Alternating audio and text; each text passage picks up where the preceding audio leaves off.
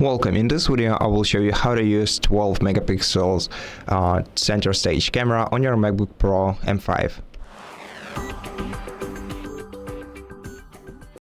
To use your device's camera, you first of all open the application that uses camera, for example, FaceTime or photo booth. For example, we can enable FaceTime, and the center stage feature is enabled by default, and it's available right here.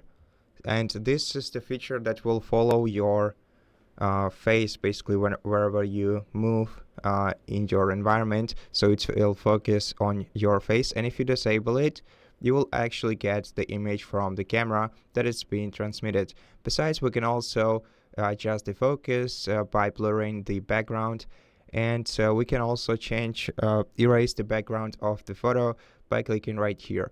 For more filters, we can go to this camera icon, and here we can enable studio light, for example, edge light, if you'd like to, which will appear automatically in a low light to basically to brighten up yourself in case you are sitting in a low light environment.